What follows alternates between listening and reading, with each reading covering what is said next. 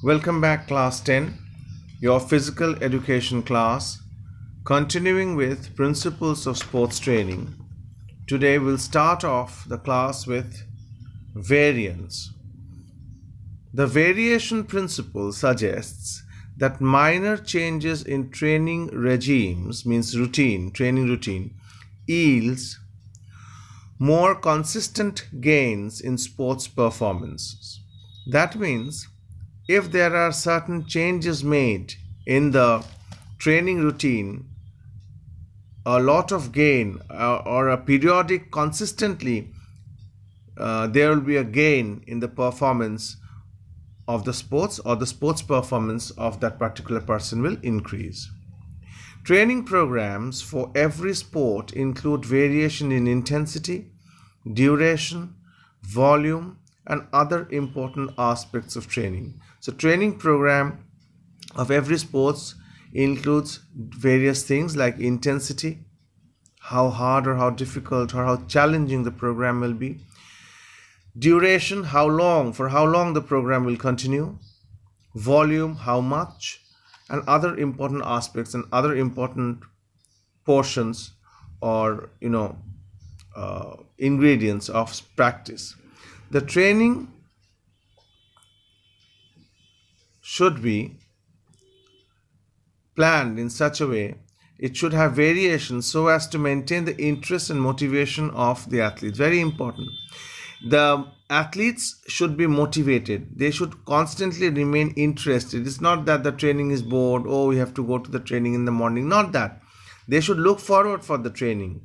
The athlete should be motivated. For example, changing the nature of exercise, timing, environment, all these things keeps the athletes motivated. This can be done by using a mixture of different training and practice methods. Variations in training is needed to continue progressive loading. So, variations in training is needed. The content of training programs must also vary in order to prevent monotony and boredom. The content, what is there in your training program, it should also have variety to avoid monotony. Monotony means doing the same thing over and over again. And boredom. The athletes should not become bored. Then comes frequency. Frequency refers to the number of training sessions in a defined period. In a particular period, how many times or how long the training or how many times the training will be there in a particular defined period. For example, training frequency may vary between 15 and 14 sessions per week. Frequency can vary 14 to 15 sessions per week. So in a week, 14 to 15 sessions can be there. Depending on the sports, the component being developed, the individual's fitness goal, the level of performance of athletes, and stage of training cycles. So whether it will be not 15 to 14, it is 5 to 14 sessions per week.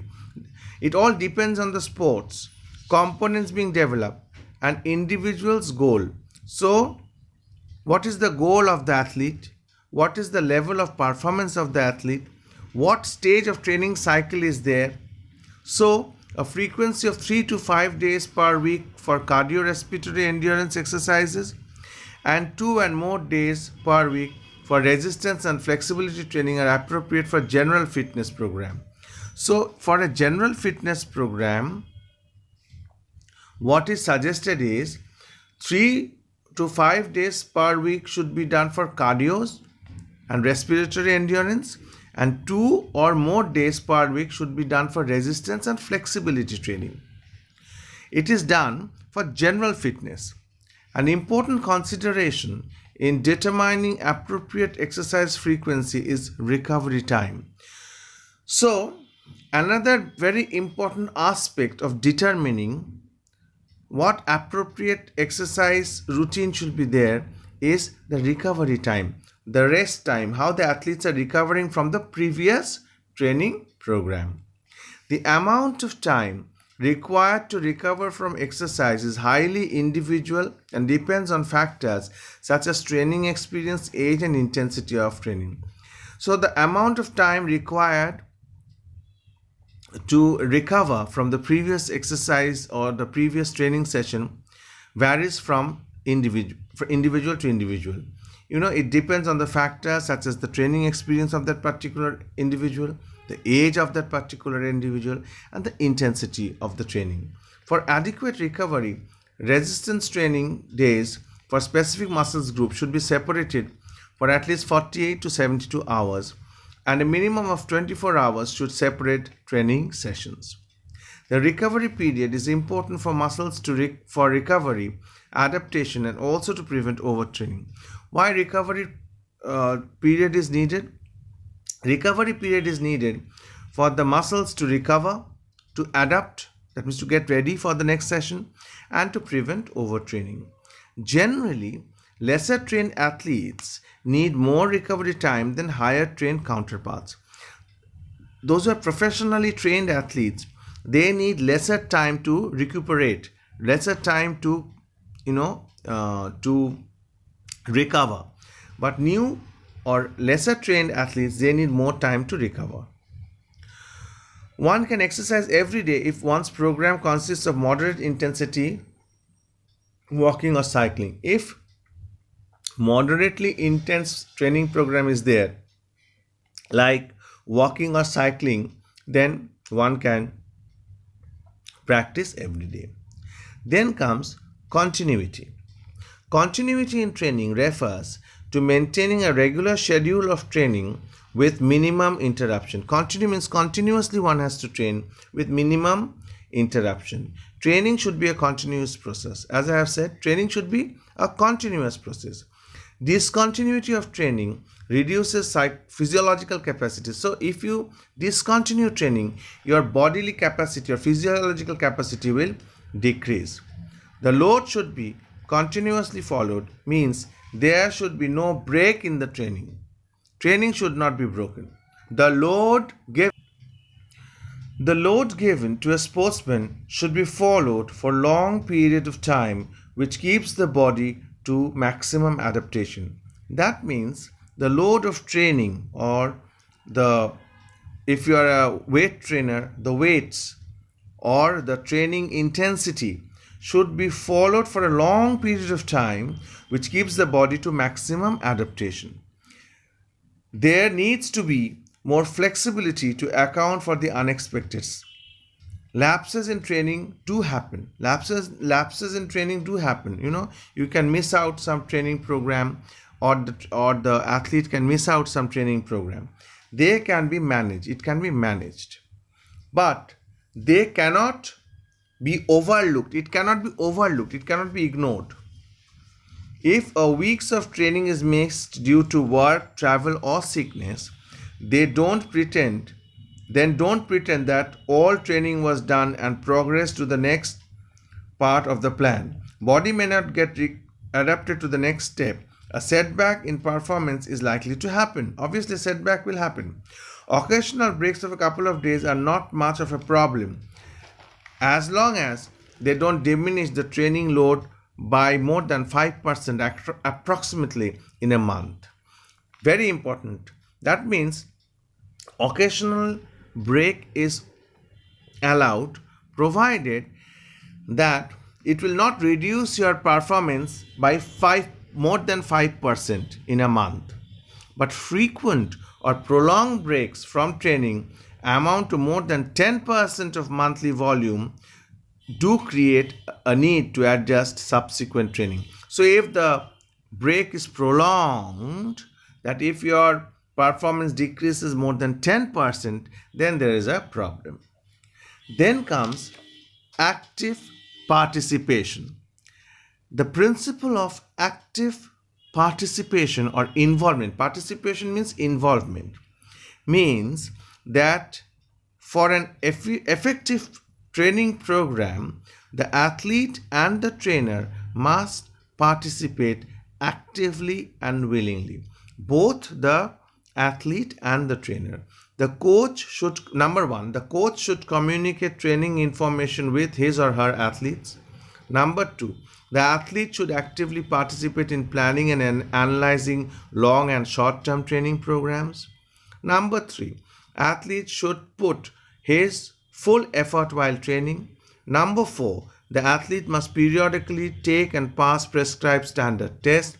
And number five, the athlete must continue his or her training sessions even if the coach is not there to supervise. So it is it's a symbiosis between the coach and the athlete. Both should be willing, both should be eager for training. Then comes periodization. Periodization is a strategy for varying amount of training program over time to achieve a desired result. What is periodization? Periodization is a strategy for varying, means changing a training program over the time to achieve the desired result. The overall program is referred to as a macro cycle, which typically lasts from several months to 1 year. Periodization is a systematic and planned variation of training volume and load within a defined training period to bring about optimal performance. What does periodization means? It means a systematic and planned variation. The variation should be systematic, not haphazard, and trained variation of the training volume and load within a defined training period. Training period should be defined to bring about optimal performance. The main objective of periodization is to avoid stagnation and overtraining. What is the objective of periodization? Stagnation. Stagnation means stopping or doing the same thing over and over again. And overtraining, getting overtrained. And to promote optimum athletic performance, to promote maximum athletic performance. Periodization also caters for long-term improvements in muscle strength and power.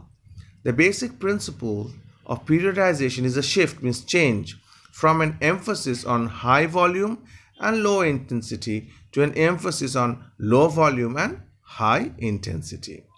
So what is the periodization? It's a shift, means change, from an emphasis on high volume and low intensity to low volume and high intensity.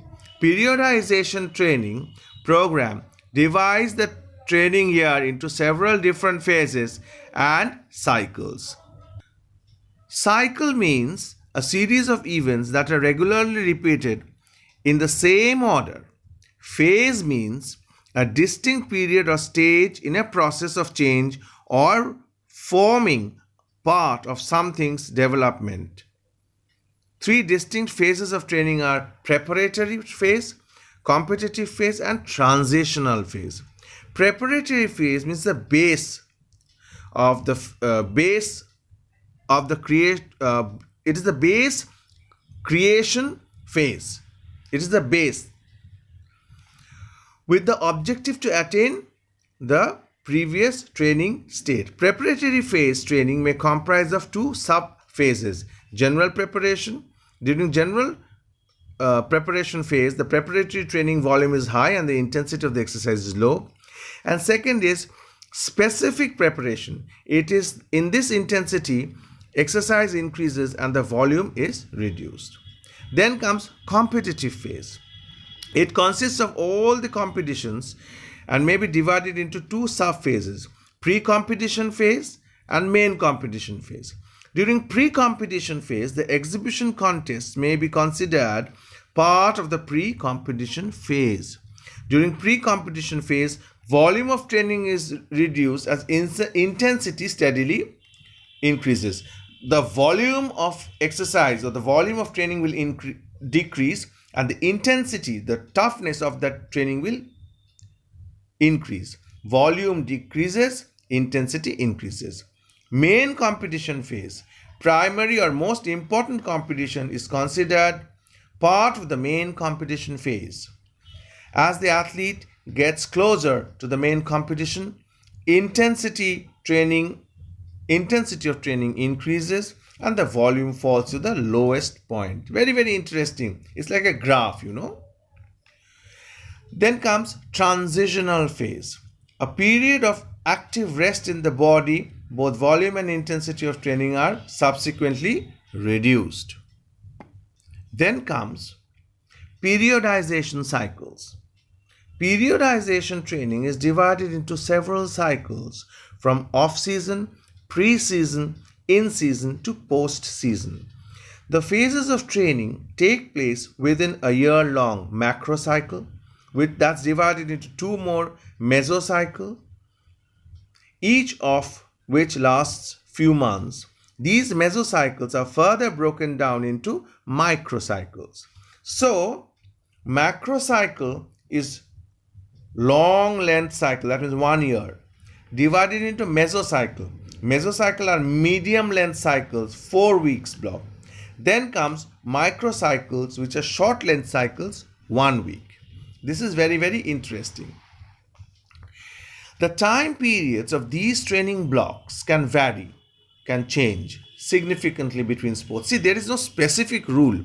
It varies from person to person, it varies from athlete to athlete, it varies from sports to sports, but these principles basically forms the structure of the training, you know. Each mesocycle has a specific training focus, and all these build up to prepare athletes to reach their peak athletic ability during competition.